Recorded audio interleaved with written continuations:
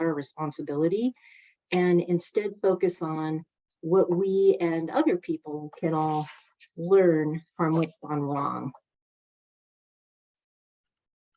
All right. Doesn't seem to want to move. There we go. All right. So I want to start with what is blame and why do we do it? So you can see at the top that there's a kind of a neutral definition of blame. Like, to me, blame always has these like emotional overtones to it, that, you know, there's more to it than just assigning responsibility for a fault and a wrong. Like, the blame feeling is, you know, got you, you're responsible for this. And so the neutral definition actually is, you know, basically what or who caused something bad to happen. And in and of itself, blame isn't really a bad thing. But what happens is we have the tendency to kind of shift blame from the real source of blame to others. And that can lead to, if you look at the kind of psychology of blame, holding somebody responsible for fault, whether it's real or not. So sometimes we will project our things that are going wrong to somebody else because we don't want to own it ourselves. So there's a whole, as I've told you before, I'm kind of a psychology geek. So there's a whole thing on psychological projection, right? Which is the process of you misinterpret something that's actually within you and project it to another person. And that kind of projection actually is how we build empathy. So the same thing that causes us to project to other people is actually, okay, I'm going to take my personal experiences and I'm going to kind of try and put them in this other person, and that's how I understand and I care about them, and I, you know, try to understand a different perspective. But basically, that ability to put ourselves in other people's shoes is a really good thing, but sometimes we use it incorrectly. And when we do that, they call that a defense mechanism. And in psychology, they always talk about the ego. The ego is you, yourself, your personage. And the ego doesn't like to deal with negative things about itself, right? So we're kind of separating you a little bit from this ego, right? So it's like, oh, not me, I don't do anything bad. And so what happens is we then deny the existence of those bad things within us because it makes us feel bad about ourselves. And then we attribute them to other people, because if it's not me and this is happening, it must be you. So this is a defense mechanism that can actually result in a lot of bad things, misunderstandings, interpersonal bad experiences and damage.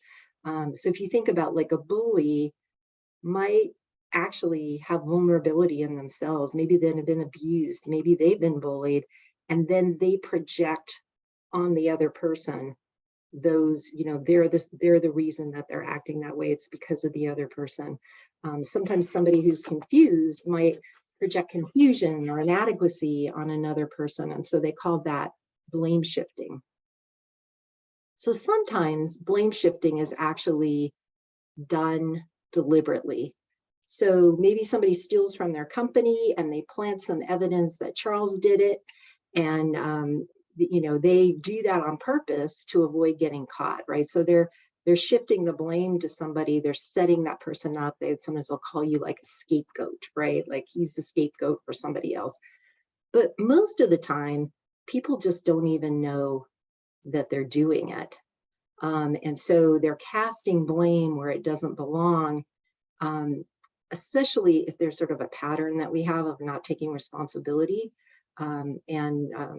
In some cases, it's the opposite. People take on responsibility for things that they don't even own. And, you know, you may see that in a variety of circumstances. So I thought it might be helpful to give some examples of what that actually looks like in real life. And maybe because I'm an HR professional, or I don't know, people talk to me, but I had a lot of examples, and some of them are pretty different. So let me just give you a sense of what that looks like. So I've seen a high-level business person who used power to kind of force people to sleep with them. And then the blame, when that person gets fired, loses their job, maybe their career is not going anywhere, is on the people who came forward that the person victimized. I've seen people who, I have one friend in particular who's really struggling with finding their life partner, and they blame their parents. When I was talking to them, they were saying, well, I needed more guidance from my parents on the right kind of person and who I should look out for. And I never got that. And so I think that's why I haven't found my life partner. I have a person I'm actually working with right now, and it's an employee who's really spending all their time fighting what the expectations of the job are, instead of figuring out what should I be doing differently in order to be successful in the job. And they're clearly blaming their boss. They're telling their boss, this isn't right. This is not, the right expectations. You shouldn't be asking me this to do this, even though their boss's boss is saying, yep, this is the right expectations, right? So that person's deflecting blame. But I've also seen managers who turn all the blame on their employees. And when something goes wrong, they're like, oh, it's them, it's not me, even though they're ultimately responsible for a project or a deliverable. I've seen siblings who blame each other. If their parents are mad about something or unhappy, it's always the other sibling. And sometimes what starts in childhood, you just see continue throughout their lifetime. So they could be 50 years old and still deflecting blame to their brother or sister. I think, like, to me, sometimes when it's the saddest is when I see a person who attributes abuse or infidelity in a relationship to themselves. And it's for things like, I didn't put dinner on the table on time, or, oh, I shouldn't have raised that topic that I knew would make that person angry.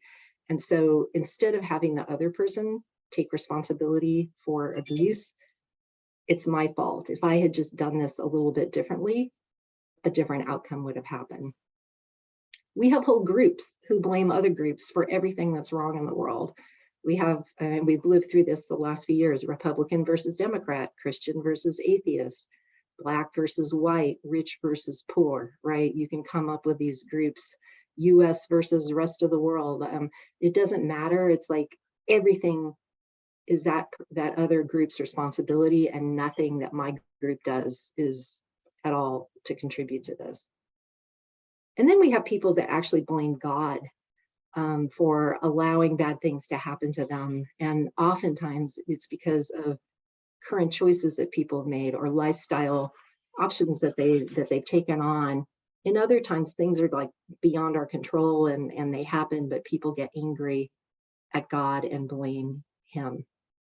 So I think we have to take a step back and use people that we trust to help us understand the truth, because our brains are not always helping us in that arena. And some of us are better at sort of taking a step back and separating ourselves and not deflecting. And other people are very, very good at that, and they need other people to come around them. So we have to ask ourselves, are we deflecting blame to others when we really own the problem, or maybe we own at least a part of the problem?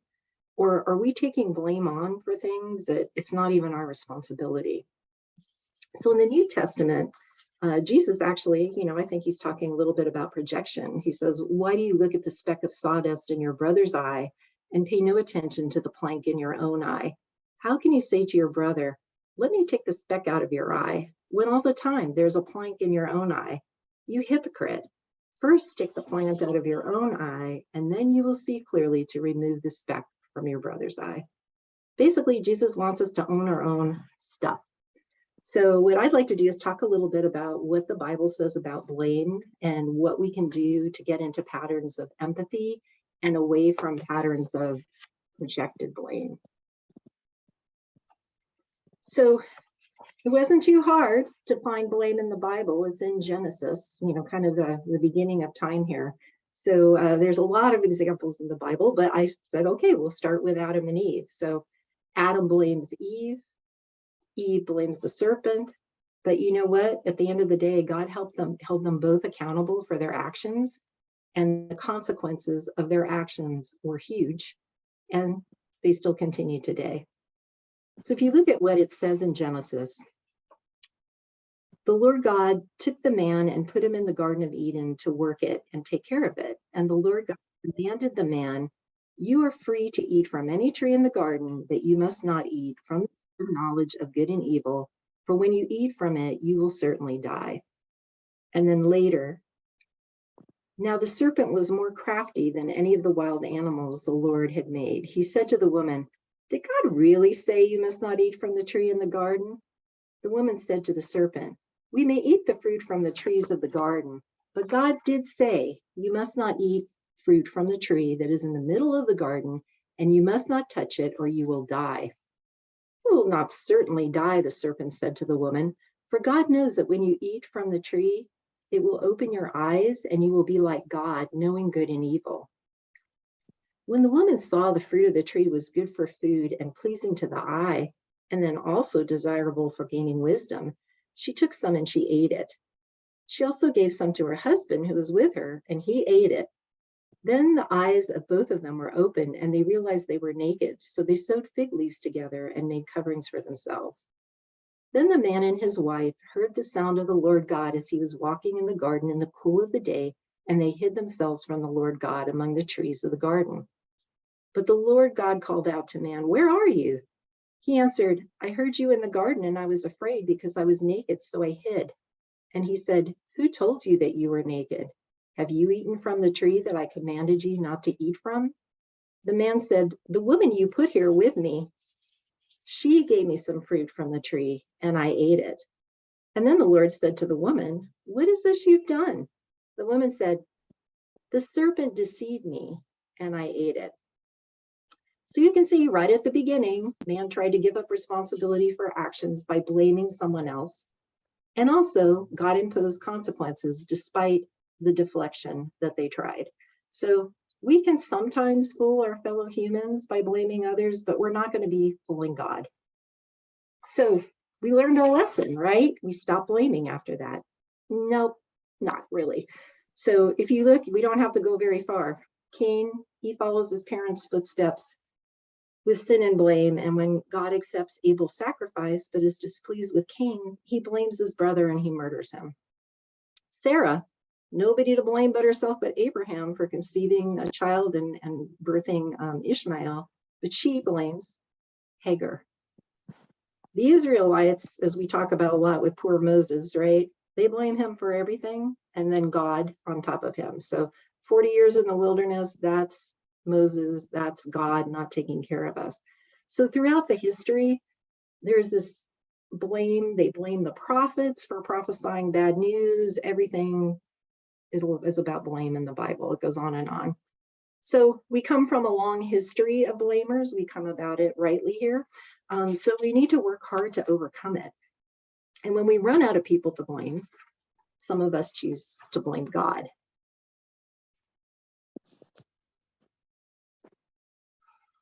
So I'm a fan of Paul. I think there's a lot of wisdom that he provides in the Bible. And I started looking in Romans 7, where we find Paul describing his own battle with sin. And he comes to the conclusion that Satan is not the real cause of sin. He's the real cause of sin. So in Romans 7:14 through 20, he says, "We know that the law is spiritual, but I am unspiritual, sold as a slave to sin. I do not understand what I do, for what I want to do, I do not do. But what I hate, I do. And if I do what I do not want to do, I agree that the law is good. As it is no longer I myself who do it, but it's sin living in me. For I know that good itself does not dwell in me, and that it is my sinful nature.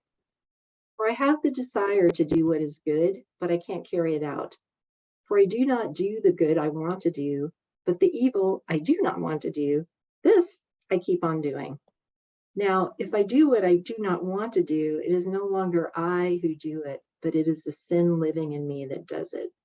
So he basically concludes that he has indwelling sin inside of him. And rather than, like Adam and Eve, point the finger at Satan, he realizes, you know what, this is me. I have to own this. But he did have faith in Christ's work and God's deliverance despite the sin. So if you think about what does that mean for us, basically like Paul, we need to be real and honest about our own sin. And we can't blame other people, Satan, or even God for our own actions and choices.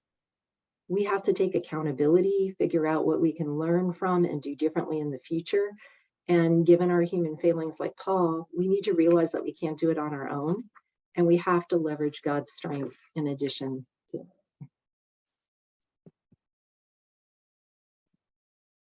So should we blame ourselves then? Is that the message that Karen's trying to give here?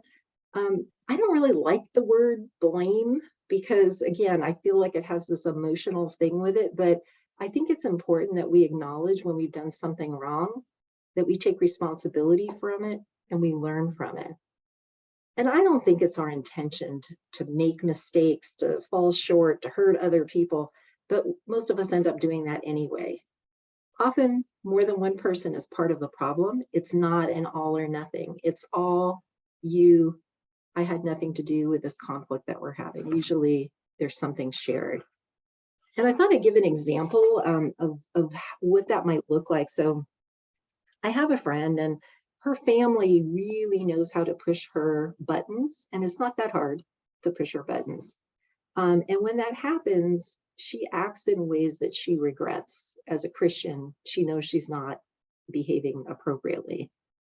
And yes, her family owns part of the blame because they knowingly provoke her. They know what triggers her, and they still continue in that pattern. But she also has to own her own responsibility for her actions. So she could choose to walk away from the situation when she's getting triggered, maybe distance herself from certain family members to learn how to, or maybe learn how to control her response through deep breathing or other things that we've talked about in the past, so that she can actually deal with this on a more kind of adult level, but she doesn't do it. So what happens is she continues the pattern. She blames her family the same way Adam and Eve blamed the serpent. Her family blames her for overreacting. They don't take responsibility for, wow, maybe I should be behaving a little bit different.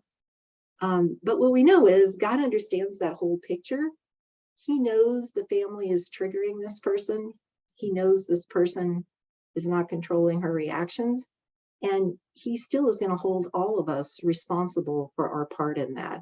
So the consequences aren't going to change because we fell into temptation from other people or because they were part of the problem. So when we mess up, and we all do and will, we need to actually sincerely apologize. And in situations I described like this last one, saying, well, I'm sorry I blew up and screamed obscenities at you, but I wouldn't have done that if you hadn't done this and this and this, right? You can't do that, even though the other party may have some blame. Conversely, though, if you haven't done anything wrong, don't take blame on yourselves. I often talk to people who take on way more than they should or they need to. Earlier, I gave an example about an abused spouse who believed if only they behaved differently, their partner wouldn't have struck them or cheated on them.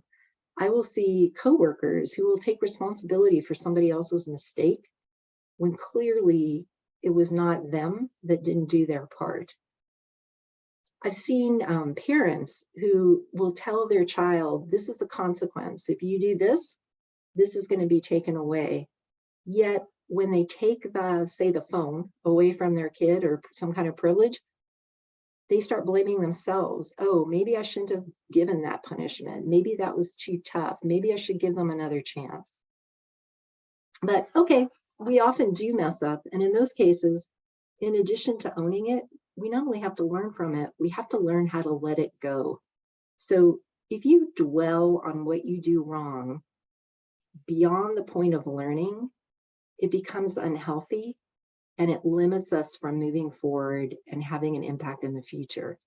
We'll often feel, oh, I can't do that. It's better to do nothing because I don't want to make a mistake. we beat ourselves up for things that other people probably didn't even notice or won't even remember.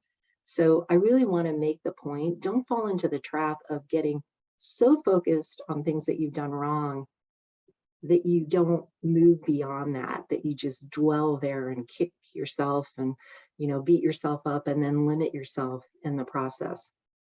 And wow, doesn't that sound really easy to do? No, it's not. And that's why we really need to pray. We need to pray for discernment. We need to pray for God's help. We need to pray for other people.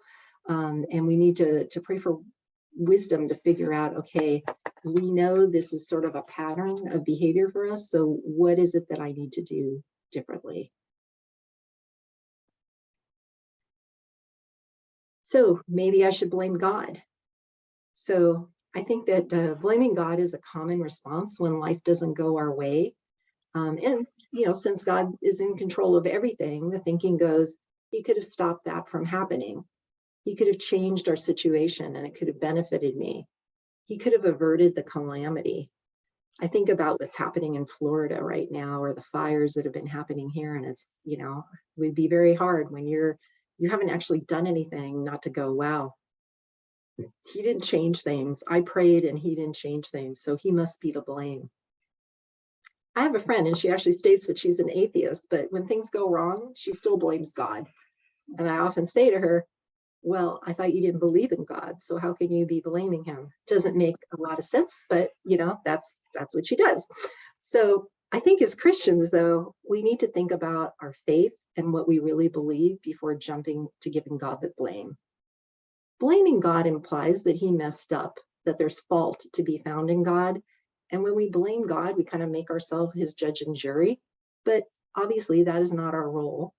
We have no right to pass judgment on God. We're his creation. He's not ours. And we just don't have the capacity to understand the why. So sometimes, though, your own sinful choices will create ripples that echo through your lives. And the sins of other people affect us as well. Earthly trouble is a reminder that sin has terrible consequences. So before we blame God for a crisis, we have to really examine our own lives and be honest about choices that we've made that may have led to our situation. We also have to not beat ourselves up for choices that we made that did not lead to our situation. And again, that's where I think you need to find people whose opinions you respect, who can take a step back from the situation and give you some help, and also to pray for the discernment. We really need to examine our own relationship with God because, my friend who's an atheist is blaming stuff on God, but people who never give God a thought day to day, all of a sudden become really religious when disaster strikes. So, they live for themselves 99% of the time, but then all of a sudden I'm focusing on God. So as hard as it is, I think instead of blaming God, Christians really need to run to him for comfort. And Christians have a promise that the unbelieving world can't claim. In Romans 8:28, it says, all things work together for the good of those who love God and are called according to his purpose. Some people quote this verse and they stop after the word good, but that isn't actually correct. God has two qualifiers with this. So first he says, all things work together for the good of those who what? Love God and are called according to his purpose. So it's not just everything works together for good. You have to be in that pattern. So instead of blaming God, those that love him can really face tragedy with the assurance that nothing can harm them that God didn't allow for a good and loving reason. And that's really hard sometimes to accept. He allows difficult things, suffering, death, the death of people around us, divorces, all kinds of things. And we can't understand why. But there is a greater purpose. He doesn't waste anything. He will take our grief, he will take our loss, and he will use it as a platform for ministry or for growth or for just a way that we can help other people. He uses these difficulties to strengthen us and to give us opportunities to store up treasures in heaven that we wouldn't have had without the pain. And again, this is a really hard thing for us to deal with. So we acknowledge God can intervene in any situation. And when he doesn't and tragedy ensues, we have to stop short of blaming him. We can talk to him, we can express our concerns and sometimes our anger. And I think the role model for this is Job. He suffered tremendously. He didn't blame God. Everybody else was blaming God, telling him to blame God. And instead, he just said, though he slay me, yet will I trust him. God honored Job's response and blessed him mightily after he passed this test. And he wants to bless us as well with understanding, devotion, eternal rewards that can never be taken away. So when we're tempted to blame God, we can choose Job's response and trust that he knows what he's doing. So there's a quote on here from James 1:3, where he says, "For you know that when your faith is tested, your endurance has a chance to grow." In other words, the testing of our faith strengthens our character, and it teaches us how to persevere as we wait on God in the midst of the hardship or adversity.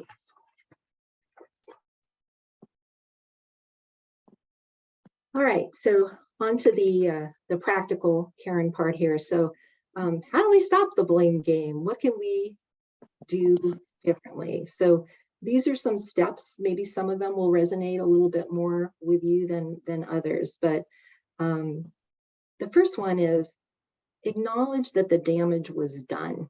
And that may seem a little odd because it really focuses you on the problem, especially when somebody else did something that hurt you or impacted you negatively. But the best way to process this is to let go of the burden. So if you recognize the hurt that you experience, it actually prepares your heart to forgive and to move on. We know that a wrong is committed, and in pretending that it was less than it was, we don't do ourselves any favors because it just hangs there. So recognizing the problem, grieving a loss where appropriate, but then committing to forgive the offender are really important in the blame game. Just because somebody did something wrong, blame from that psychological perspective is not a good thing. It's kind of like lack of forgiveness. It hurts you a little bit more than the other person. The second thing, and I found this interesting as I was doing research, is there's a lot of pride behind the blame game because prideful hearts don't want to admit that there's anything wrong and wrong about them. And so it's really easy for people to see where other folks are at fault, what they've done wrong, but it's not so enjoyable when we have to take responsibility and admit our own faults. And I think, like my friend who blames her family, I always tell her, how are you contributing to the problem? What could you be doing differently? And in most situations, even when the other person owns 90% of the blame, there's usually something we could have done differently. So did I contribute the problem in any way? Can I, instead of focusing on the person who did something wrong to you, can I redirect my focus on what I can control, which is my response? Yes, that person was wrong. Yes, they shouldn't have done that. Yes, they need to change. But did I respond the way that God wanted me to? Did I make this situation better, or did I make it worse? What choices did I have that I didn't take advantage of?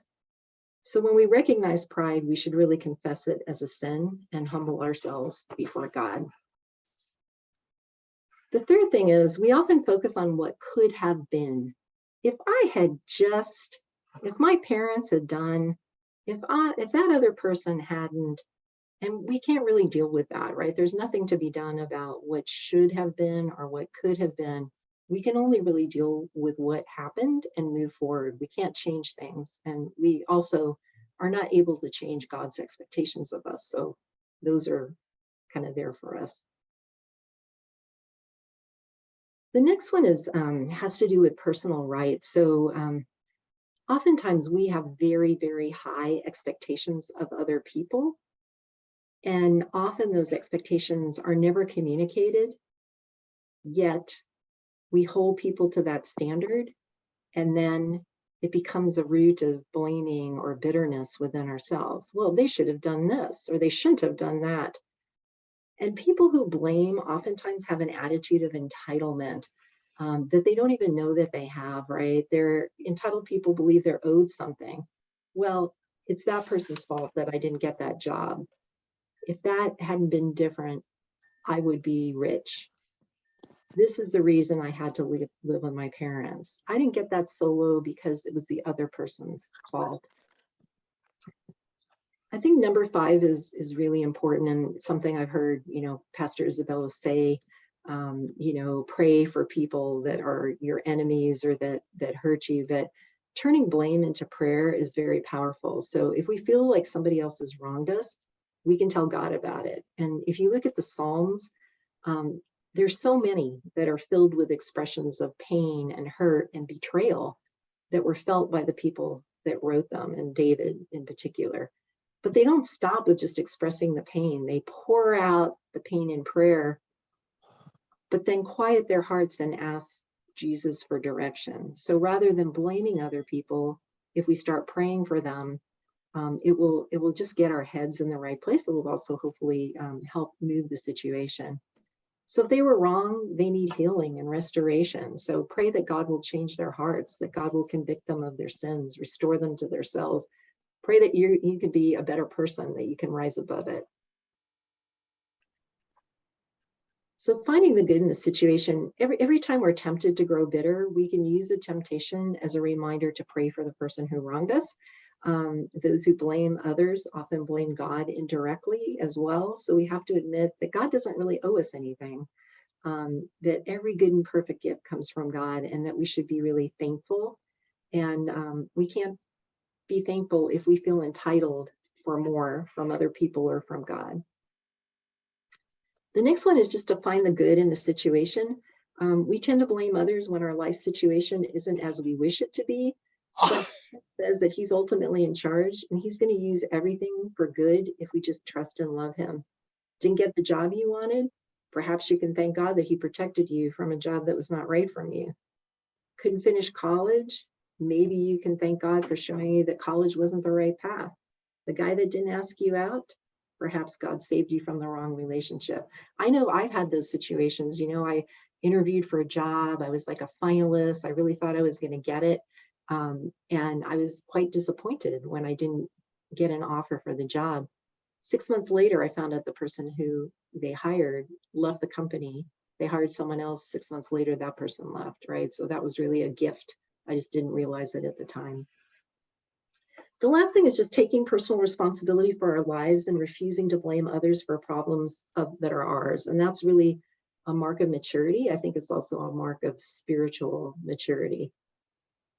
So we forfeit opportunities to learn from our mistakes. We lose perseverance. We don't act according to the character of God when we just deflect things that we should own.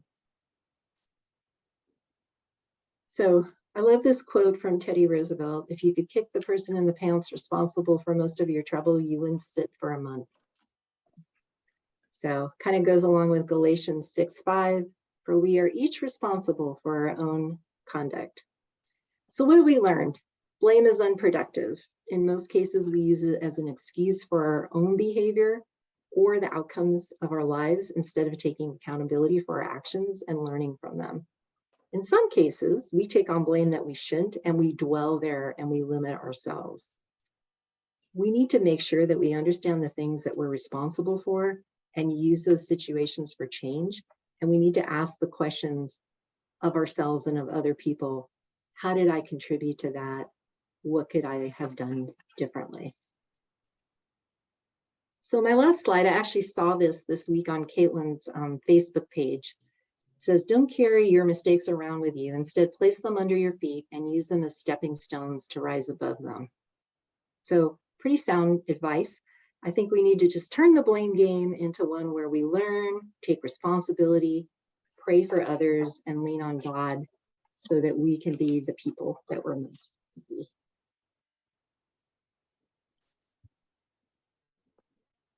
So that's my lesson of the day.